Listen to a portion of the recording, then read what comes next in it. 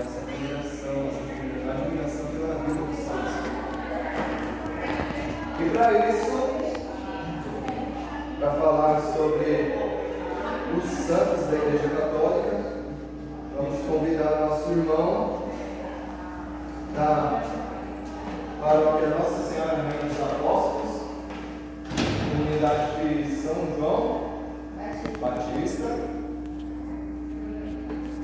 apoio, com o tempo vestido aí apoio, nosso irmão Rafael. Vamos acolher nosso irmão Rafael. Salve palmas.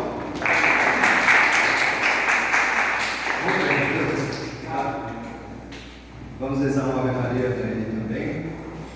Estendendo também essa Ave Maria aos dois últimos, né? Que é o passando pecado dele com o palestrante.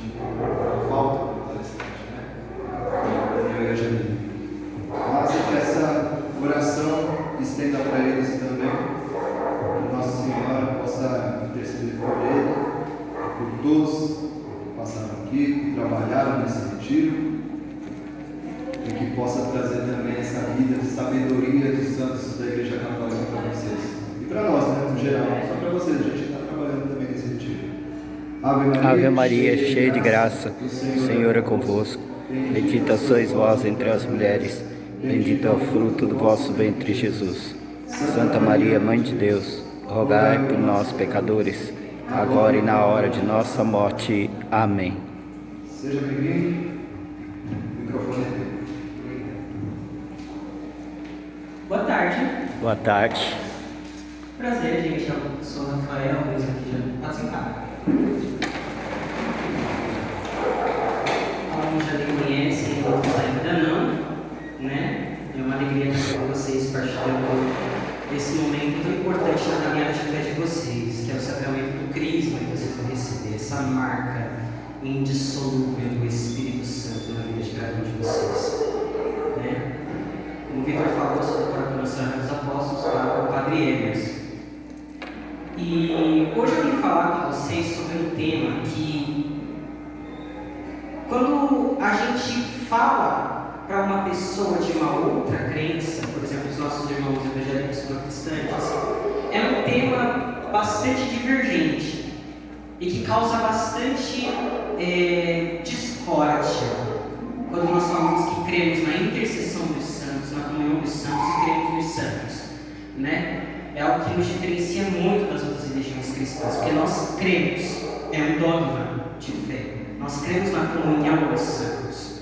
Quando professamos a nossa fé todos os domingos e solenidades, nós professamos isso. Creio na Santa Igreja Católica, na comunhão dos santos. Nós cremos nisso. Então, se você é católico, você tem que crer na comunhão dos santos. Isso é uma verdade de fé. Mas há essa questão, né, dos nossos irmãos de outras crenças. Eles nos contestam quando nós dizemos que cremos na intercessão dos santos, cremos na comunhão dos santos. E o que eles mais usam para nos contestar quando nós dizemos que cremos na intercessão dos santos, cremos nos santos, é aquilo que está escrito na primeira carta de São Paulo a Timóteo, capítulo 2, versículo 5. Essa passagem, eu vou ler já, mas é essa passagem que eles mais usam para contestar nós católicos quando nós dizemos que cremos na intercessão dos santos, que diz assim: pois há um só Deus e um só mediador entre Deus e os homens, um homem, Cristo Jesus, que se deu em resgate por todos. Então, eles usam muito essa passagem para nos contestar. Jesus é o único mediador, Jesus é o único mediador, Jesus é o único mediador. Veja, quando os nossos irmãos protestantes então dizem isso, nos dizem a nós católicos que Jesus é o único mediador, nós católicos concordamos. Sim, Jesus ele é o único mediador. Não é que ele seja um dos mediadores, os outros dos santos são outros. Jesus é o maior dos mediadores, os santos são outros mediadores menores. Nada disso. Há um só mediador. Esse mediador é nosso Senhor Jesus Cristo. Isso tem que ficar claro na cabeça da gente, tá bom? Há um só mediador. Só que esse mediador, nosso Senhor Jesus Cristo, ele tem um corpo presente na história da humanidade. E esse corpo se chama Igreja. Não tem como a gente falar sobre a intercessão dos santos, como a gente falar da nossa vida em relação aos santos, se a gente não falar da importância da igreja. Jesus, ele é o único mediador, só que ele tem um corpo que se chama igreja. Aí que a gente consegue entender um pouco o que a gente crê na comunhão dos santos. Até mesmo dentro da igreja católica é um tema bem assim que a gente até muitas vezes não entende. A gente professa essa fé porque a igreja crê. A igreja diz que creio na intercessão dos santos, então nós cremos e ponto, acabou.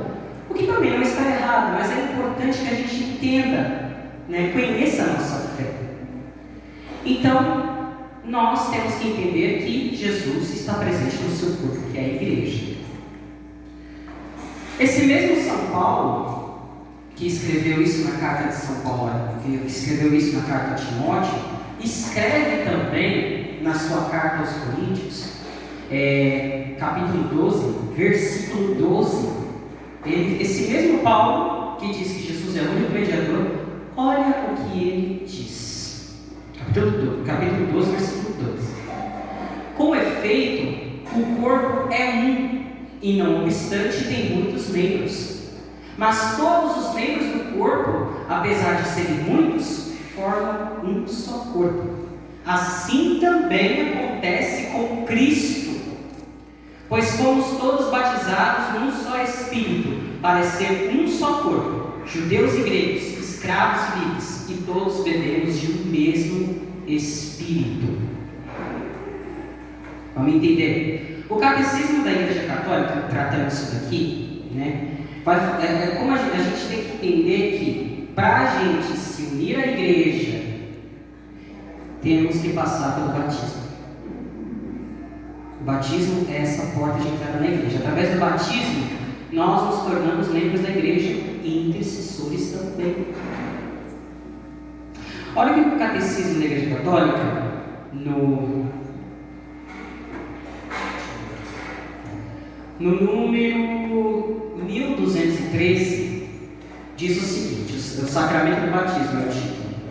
O santo batismo é o fundamento de toda a vida cristã, a porta da vida no Espírito, vita spiritualis janua, a porta que dá acesso aos demais sacramentos.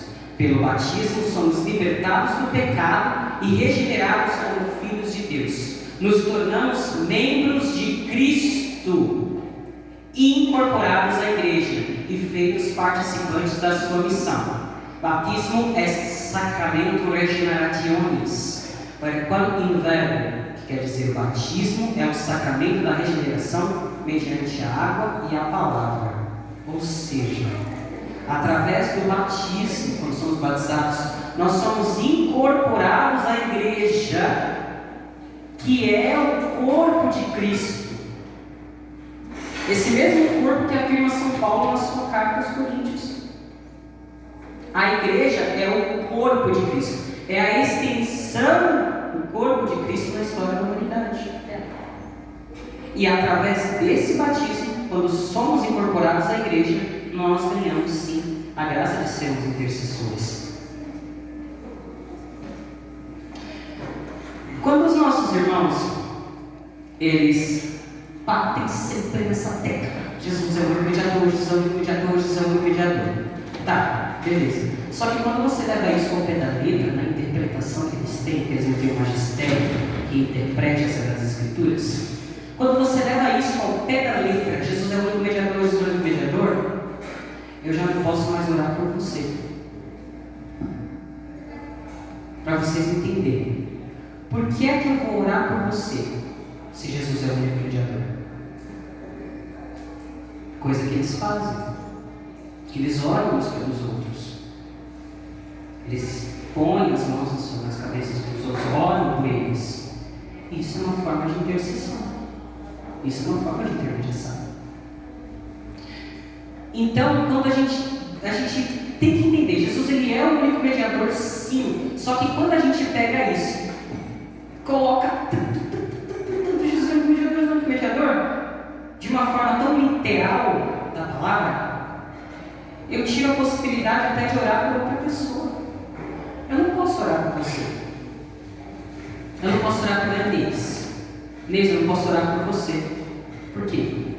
Jesus é o único mediador. Para que eu vou orar por ela? Não tem necessidade. Jesus é o único mediador. Só que não é assim que funciona. Através do batismo, somos incorporados à igreja de Cristo. E através desse batismo, quando somos incorporados ao próprio Cristo, que é o único mediador entre Deus e os homens. E assim nós podemos interceder uns pelos outros. Falando dos santos. O que são os santos? Os santos são aqueles que são incorporados à igreja através do batismo. Todos aqueles que são batizados são chamados à santidade, são lavados dos seus pecados, alcançam assim a incorporação à igreja e são os que denominamos santos. Tá bom? Então todos aqueles santos que vocês estão vendo ali, todos. Ali você vai ver São Pedro, São Paulo, São Antônio, Santo Joana d'Arc, que gosto muito da história de Santo Joana d'Arc, uma santa francesa maravilhosa. Todos estes santos aqui foram incorporados à igreja através do sacramento do batismo e através do poder das chaves. Olha que interessante. Estes santos são canonizados pela igreja, tá? Eles estão no céu e intercedem por nós junto a Deus, porque eles foram canonizados pela igreja. Jesus disse: desligares na terra, será ligado no céu, porque desligares na terra, será desligado no céu. Então, essa incorporação à igreja nos torna intercessores, porque somos incorporados a Cristo, que é o único mediador. Tá bom? Vamos lá. No mesmo catecismo, no número 946, diz o seguinte: depois de ter confessado no credo que nós rezamos a Santa Igreja Católica, o símbolo dos apóstolos acrescenta a comunhão dos santos. Este artigo é, de certo modo, a explicação do anterior. O que é a igreja, senão a Assembleia dos Santos? A igreja é isso. É a união que há entre todos os santos de Deus. A igreja de nosso Senhor Jesus Cristo, a igreja católica, ela tem 3 províncias. É como se fosse um reino que é dividido em províncias. Nós temos a igreja triunfante, a igreja padecente e a igreja militante. O que isso quer dizer? O que isso significa para a gente? Como isso se encaixa nessa forma de intercessão? Porque o que acontece na igreja triunfante influencia na igreja padecente e influencia na igreja militante que somos nós. Vamos entender isso. O que é a igreja triunfante? Alguém sabe dizer? Tem alguma ideia do que é a igreja triunfante? A igreja triunfante são todos aqueles que peregrinaram nessa terra e já estão no céu. São todos aqueles que já alcançaram a plenitude da santidade. Isso é a igreja triunfante. A igreja padecente é aquela que padece no purgatório. Todas as almas que estão no purgatório já estão salvas. São santas. São santas almas do purgatório. Do purgatório não significa que você está num estado de indecisão da parte de Deus. Ah, eu não decidi para onde eu vou mandar aquela alma, então eu vou mandar para o purgatório e vai ficar lá até eu decidir para onde ela vai. Não. Do purgatório só existe uma porta de saída, que é a porta do céu. Você vai para o purgatório e você está salvo. Não importa o tempo que você vai passar lá, você vai sair de lá, você vai para o céu. E a igreja militante somos nós, que peregrinamos aqui nessa terra, lutamos contra o pecado, vivemos o Evangelho, pregamos o Evangelho. A igreja militante somos nós. Tá?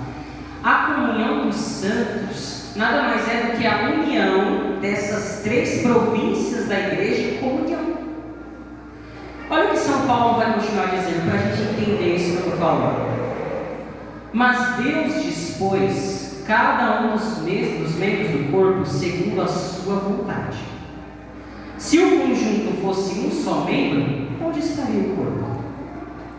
Há, portanto, muitos membros, mas um só corpo. Não pode o olho dizer à mão, não preciso de ti. Nem tampouco a cabeça dizer aos pés, eu não preciso de vós. Não tem como.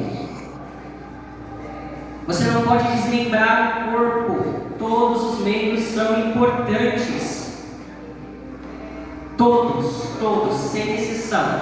A igreja é esse corpo de Cristo que você não pode desmembrar. O seu cérebro não pode dizer para a sua mão, não preciso de você, e arranca fora. E aí? Vai influenciar no seu dia a dia, porque você estando sem uma mão, tira um pé, uma perna, e aí? Não é? Então vamos lá. Pelo contrário, os membros do corpo que parecem mais fracos são os mais necessários. E aqueles que parecem menos dignos de honra no corpo são os que servem de maior honra. Ora, vós sois o corpo de Cristo, e sois os seus membros, cada um por sua parte. E aqueles que Deus estabeleceu na igreja são, em primeiro lugar, apóstolos, em segundo lugar, profetas, em terceiro lugar, doutores. Enfim, vocês estão entendendo? Estou falando rápido demais ou... Tá beleza, então vamos lá. Então, gente, o que acontece com um membro influencia no outro. Isso é comunhão dos santos. Por exemplo, eu faço uma oração aqui no Brasil. Eu falo, Senhor, estou orando por uma pessoa que não sei nem quem é. Sinto no meu coração a necessidade de orar por alguém. Aí eu oro por essa pessoa. Aí uma pessoa que mora lá na Austrália recebe uma graça da parte de Deus.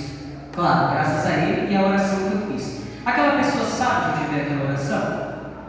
Não faz nem ideia. No entanto, ela alcançou a graça por conta que eu orei por ela.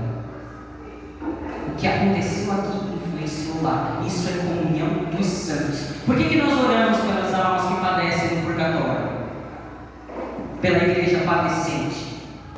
Porque as almas que padecem no purgatório não podem orar por si mesmas. Vamos entender isso. Nós que estamos aqui neste mundo, nós podemos orar pelos outros e nós podemos orar por nós. Só que as almas que padecem no purgatório, elas podem orar por nós. Elas podem. A gente pode pedir intercessão das almas que padecem no purgatório, mas elas não podem orar por si mesmas. E elas não têm mais essa prerrogativa. Então elas necessitam da nossa oração de intercessão por elas para alcançar a vida eterna no reino dos céus. Vocês estão entendendo? Então é essa comunhão que existe na igreja, da igreja padecente, triunfante, que nós, igreja padecente, triunfante e militante que nós temos, que explica essa passagem de São Paulo aos Coríntios, capítulo 12, que eu acabei de ler para vocês. Então, Jesus, Ele é o único mediador entre Deus e a humanidade. Isso tem que ficar claro na cabeça da gente. Só que esse Jesus tem um corpo. Não é só um membro ou outro, mas é um corpo que se chama igreja. E essa igreja está presente no mundo. É uma igreja visível. É uma igreja que é ao mesmo tempo humana e ao mesmo tempo divina, porque foi fundada por Deus. Se foi fundada por Deus, ela é divina, mas ela é composta por homens, que somos nós. Estão entendendo? Vamos lá, continuando o que o Catecismo nos ensina. Número 947 diz: uma vez que todos os crentes formam um só corpo, o bem de uns é comunicado aos outros. Ou seja, eu posso orar por você porque eu recebi esse dom no meu batismo. Através do batismo nós podemos orar uns pelos outros. Porque o batismo nos incorpora à igreja. Quando somos incorporados à igreja, Nós podemos interceder uns pelos outros. Nós temos essa graça dada no sacramento do batismo. Então, existe essa questão contraditória, porque quando você fala que Jesus é o único mediador, que não é mentira, Jesus ele é o único mediador, sim, São Paulo. Jesus ele é o único mediador, só que a gente não pode pegar essa passagem que diz Jesus é o único mediador, Jesus é o único mediador, Jesus é o único mediador, colocar isso ali e levar o pé da letra, porque se a gente pegar isso daqui e interpretar dessa forma, eu tiro a capacidade de orar com qualquer outra pessoa. Eu já não posso mais orar com você. Vocês entendem a profundidade disso que eu estou falando? Porque às vezes a gente fala, tá, Jesus é o único mediador. Só que se Jesus é o único mediador e a gente levar isso nessa forma, pé da letra, de acordo com a interpretação que eles têm, eu não posso mais orar com você. Para quê? Jesus é o único mediador, eu não vou mais orar com você. Não faz sentido. E isso também não é o que Jesus quer, né? Então, os santos, gente, que nós professamos geralmente aqui, são todos estes que estão unidos à igreja. Só que, particularmente, os santos que nós recorremos e pedimos a intercessão, ali você vai ver tantos, ali que são só alguns, nós temos milhares e milhares de santos na igreja. Mas, estes santos já estão no reino dos céus, eles foram salvos.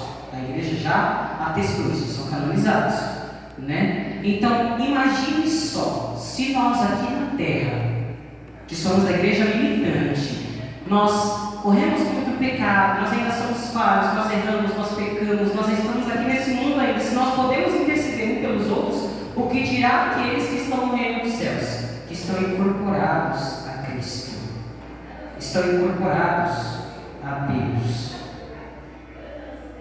Estão entendendo a profundidade disso? Porque aqueles que já estão no reino dos céus alcançaram a plenitude da santidade. Eles alcançaram aquilo que é mais pleno, a felicidade eterna no reino dos céus. E eles estão incorporados plenamente a Deus. Ao estarem incorporados plenamente a Deus, eles ganham essa graça de interceder por nós de uma maneira mais profunda ainda. Mais adiante, no Catecismo da Igreja Católica, deixa eu ver. Vai dizer: a intercessão dos santos, pelo fato de os habitantes do céu estarem unidos mais intimamente com Cristo, consolidam com mais firmeza a santidade da igreja. Eles não deixam de interceder por nós ao Pai, apresentando os méritos que alcançaram na terra pelo único mediador de Deus e dos homens. Entenderam? Vocês estão entendendo?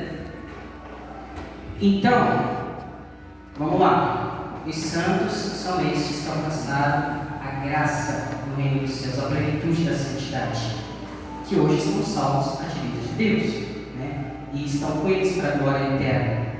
Mas eles são santos não por conta deles mesmos. Eles são santos por causa de Cristo, por causa de Jesus, porque eles uniram a sua vida ao Evangelho, à igreja, aos sacramentos e alcançaram a plenitude da santidade. Quando nós oramos, por exemplo, para Santo Antônio de Pádua, que é o padroeiro dessa comunidade, Santo Antônio, ele alcançou a santidade, sim ou não? Sim. A santidade plena? Sim, alcançou a santidade plena no reino dos céus. Mas por que ele alcançou a santidade plena? O Evangelho de Cristo. Por quê? Quem sabe dizer por que ele alcançou a santidade de uma maneira tão perfeita no reino dos céus? Tem alguma ideia? Ele alcançou a santidade plena porque ele foi incorporado a Cristo. Não apenas quando ele morreu, mas a todos os dias. Ele viveu a vida do Evangelho, ele pregou o Evangelho, ele fez aquilo que o nosso Senhor pediu, viveu uma vida de santidade aqui, e hoje ele usufrui de uma santidade perfeita no reino dos céus. Mas não por conta dele, por mérito dele, só dele, sozinho, não. Mas por mérito de Cristo. Se nós alcançarmos a santidade no reino dos céus, não é por conta de você. Não é porque a Carol é mais boazinha. Não é porque os meninos ali são mais bonzinhos. Porque eles fazem coisa de caridade. Claro, isso é uma grande graça, com certeza. Mas não por conta de você, mas por conta de Cristo. Se você é salvo, é porque um dia Jesus derramou sangue por você na cruz. O mérito é dele, não seu. Isso a gente tem que entender. Se nós temos santos na igreja, se nós cremos na intercessão dos santos, não é por conta deles sozinho. A Virgem Maria, que de todos os santos ela ocupa o lugar de maior honra, rainha do céu, né? Mas ela é rainha não porque, deixa eu ver, ela não é rainha por ela mesma. Ela é rainha porque ela é mãe de Jesus. Vocês estão entendendo? Ela é rainha porque ela é a mãe de Jesus. E Jesus, ele é o quê? Deus. Jesus é rei, gente. No Antigo Testamento existia algo que se chama Gebirá. Sabe o que é Gebirá? Gebirá era a mãe do rei. A mãe do rei, quando o filho assumiu o trono, mas a mãe dele estava viva, a mãe dele assumiu o lugar da rainha, até que ela morresse. Isso acontecia dentro da linhagem de Judá, no povo de Israel. Não foi diferente com a Virgem Maria. Maria, ela é essa Gebirá. Gebirá é o que? A mãe do rei. Por isso que nós a veneramos como uma maior honra, uma maior grandeza. Porque ela foi honrada por Deus, não porque ela mereceu. Claro, a graça derramada em Nossa Senhora foi maior do que qualquer graça que qualquer ser humano poderá receber. Isso sem dúvida. Maria, ela recebeu uma graça de Deus desde o dia que ela nasceu. Ela foi concebida sem pecado. Só que ela alcançou essa plenitude da graça, essa grandeza tão grande, porque Deus a colocou lá. Quando o anjo chegou nela e disse: Ave cheia de graça, o Senhor é contigo. Então, santos são santos por conta de Jesus de Nazaré, que é o santo dos santos. Sem ele, ninguém é santo. A gente tem que entender isso. Se nós não somos incorporados à sua igreja, não alcança a santidade. Não tem como. Porque para sermos santos, temos que estar ligados a esse mediador de Jesus Cristo. Vocês estão entendendo? Mas, beleza, eu entendi que para poder alcançar a santidade, eu tenho que estar unido à igreja, beleza e tal. Mas como que a gente se une à igreja? Qual é o caminho de santidade que a igreja propõe? Alguém sabe dizer? Vocês na catequese de vocês, eu creio que já devem ter visto isso, né? O caminho que a igreja propõe para alcançar a santidade é o caminho dos sacramentos. Vocês sabem quais são os 7 sacramentos, não sabe? Ah, Carol é confiante. Vocês sabem os 7 sacramentos da igreja? Vamos lá, começa pelo quê? Oi? Batismo. Batismo. Por quê? Por quê?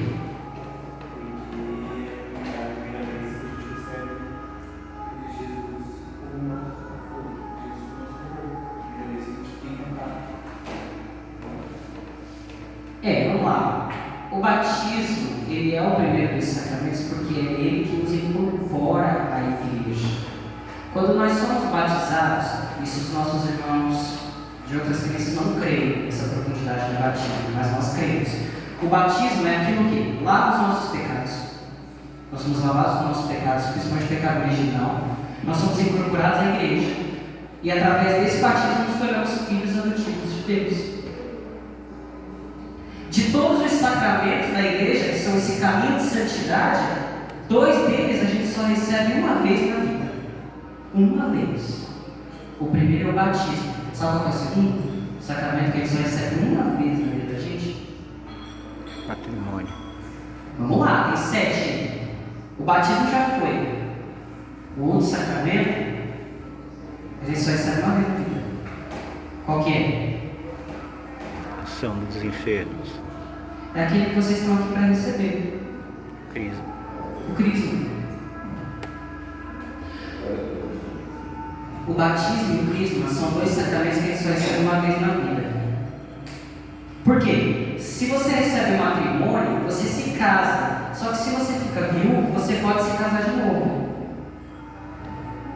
A unção dos enfermos, se você recebe, você pode ficar curado, pode vir a receber outra vez, a comunhão você recebe sempre. Só que o crisma e o batismo são 2 sacramentos que nós recebemos uma vez na vida e acabou. Por quê? Porque são marcas. O que vocês estão aqui para receber é uma marca. A marca de Deus na vida de vocês. Portanto, veja, o batismo te incorpora à igreja, que é corpo de Cristo, que tornou vocês intercessores e um reino de sacerdotes. Tá? Vocês são sacerdotes. Claro, não o sacerdócio ministerial, que é o sacerdócio do Padre, porque é diferente o sacerdócio basimal do sacerdócio ministerial, mas incorpora vocês à igreja e torna vocês intercessores, como os santos. Vocês podem orar pelos outros, orar pelas almas do purgatório também. Só que nós temos o sacramento do crisma, que nada mais é que a confirmação desse batismo que vocês receberam. Vocês estão aqui para confirmar isso. Porque eu creio que aqui, quem aqui foi batizado quando bebê? Olha aí. Você não tinha discernimento para dizer que quero ser batizado. Mas agora vocês vão ter. Vocês vão confirmar o batismo que vocês vão receber. Não é que o batismo que vocês receberam foi inválido, não é isso. Foi válido e acabou. Só que o Cristo vai confirmar isso na vida de vocês. Vocês se tornaram intercessores, já no batismo de vocês, incorporados à igreja. Agora vocês são chamados a viver essa santidade que vocês receberam no batismo no mundo. Está entendendo? Então esses santos que nós veneramos, eles são luzeiros. Como assim luzeiros? São aqueles que nos apontam o caminho. Qual que é o caminho? Jesus. Qual que é o caminho da santidade para passar a reino dos céus? Isso. Ele disse: eu sou o caminho, a verdade e a vida. Ninguém vem ao Pai senão por mim. Os santos nos apontam Ele. Porque quando você olha a vida dos santos, vai, olha ali e fala que vocês conhecem, claro, não sei se vocês vão conhecer todos, mas me aponta como? São Pedro, primeiro Papa da Igreja. São Pedro foi discípulo de Jesus. São Pedro, ele era um homem como eu, como você, um ser humano. Ele era pecador. Ele negou Jesus Cristo. Mas ele alcançou a plenitude da santidade. Por quê? Porque depois que Jesus ressuscitou dos mortos, ele viu a burrada que ele fez, ele se arrependeu da burrada que ele fez. A vida dele foi para pregar o Evangelho. Ele derramou o seu sangue para pregar o Evangelho. A vida dele foi isso. Ele foi crucificado. Não sei se alguns aqui conhecem a história de São Pedro, mas quando ele morreu, ele foi crucificado de cabeça para baixo. Porque ele não se achava digno de ser crucificado como o nosso Senhor Jesus Cristo foi. Ganhei a cabeça para cima. Ele falou: não quero ser crucificado. Os romanos o prenderam e perguntaram: como você quer morrer? Me crucifica de cabeça para baixo. Eu não sou digno de morrer como meu Senhor. Então Pedro, ele alcançou a plenitude da santidade porque ele viveu para Cristo. Ele viveu por Cristo. Quando a gente ora na missa, quer dizer, o Padre reza uma oração que se chama doxologia, né? Não sei se vocês sabem. A doxologia é o por Cristo, com Cristo e em Cristo. Essa é a verdade que todo santo viveu. Que alcançaram a santidade por causa disso. No original latino, diz: por Ele, com Ele e para Ele. Os santos viveram com Cristo, por Cristo e para Cristo. Por isso alcançaram a santidade. Porque viveram uma vida para Deus, para Cristo, que é o único mediador. Vocês estão entendendo? Vamos lá. Vamos ver se vocês estão bons, né? Eu que vocês fizeram essa catequese legal de vocês, né? Vocês devem estar bacana a catequese de vocês. Vamos lá. Dali daqueles santos ali, quais vocês conhecem? A história.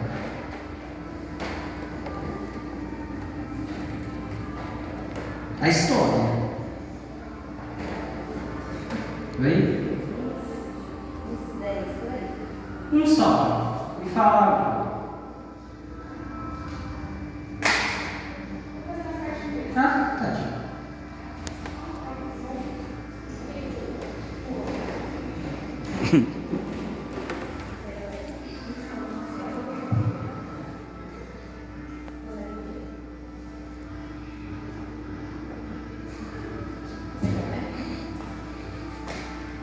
Eu só quero um. Além de São Pedro, que já foi.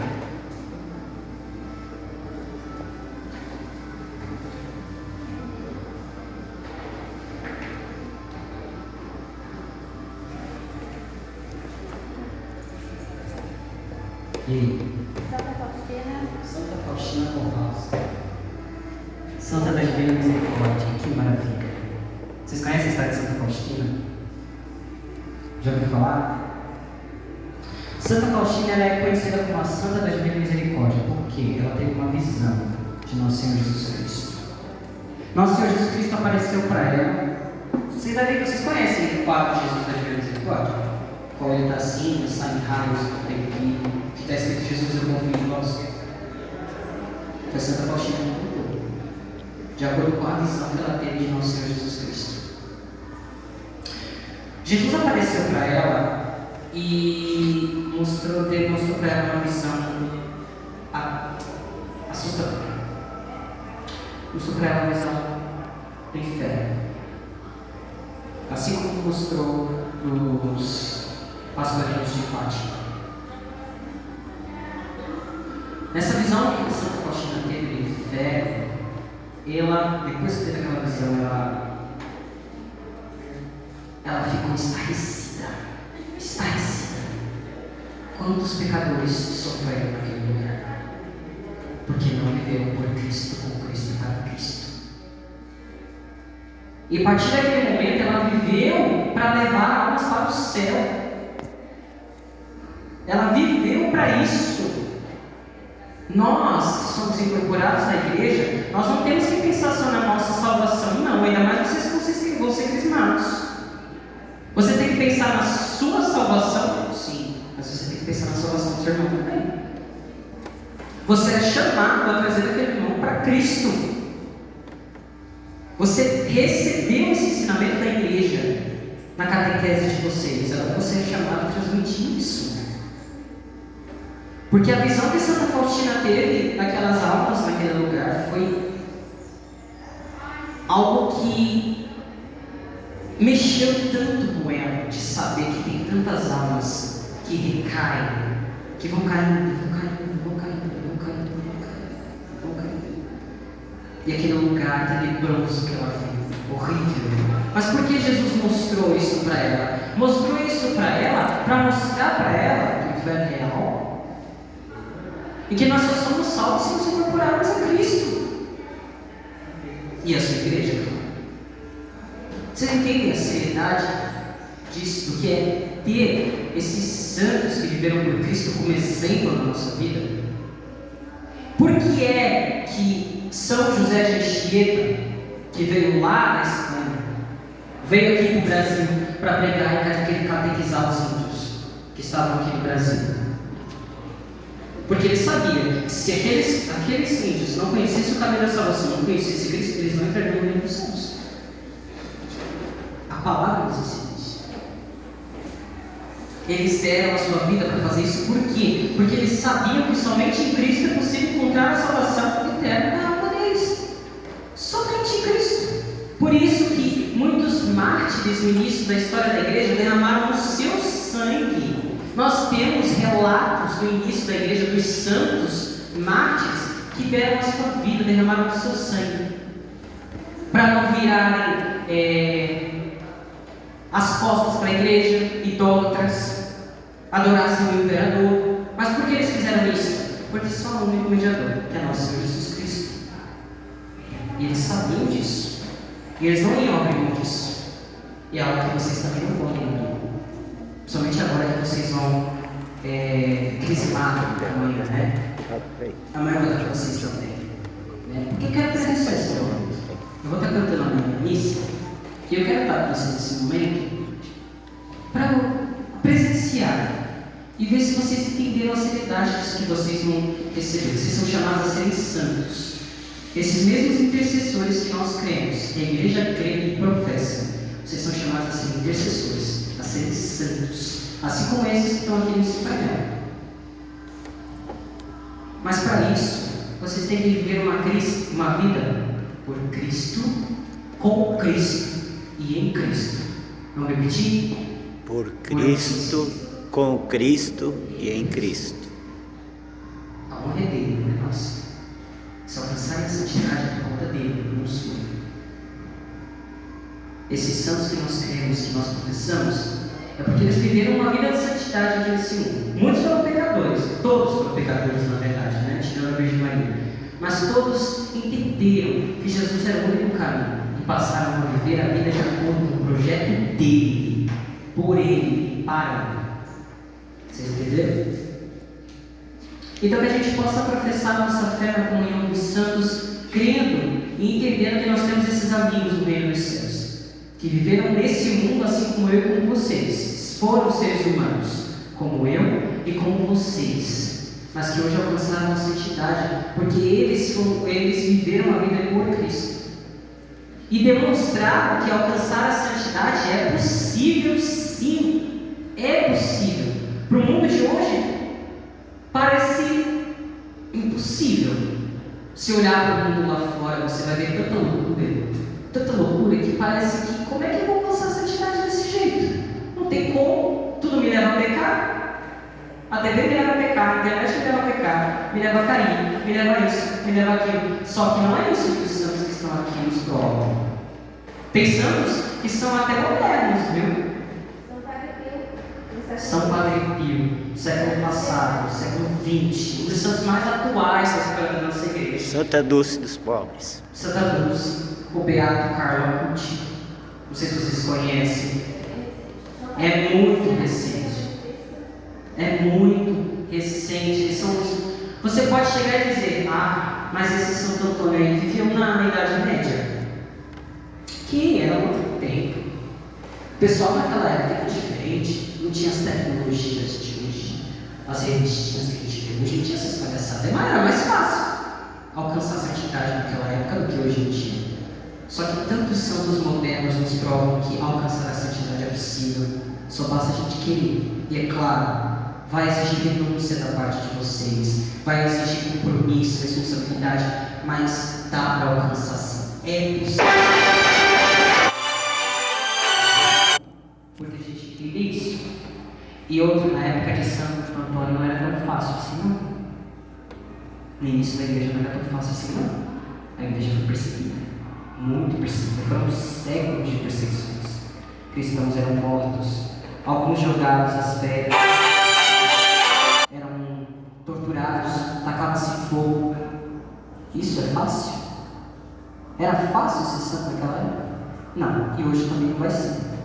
Mas que a gente possa viver a nossa vida tendo essa convicção de que alcançar a santidade é possível, ser santo é possível, e todos nós somos chamados à santidade. Certo? Vocês entenderam? Uma dúvida? Beleza.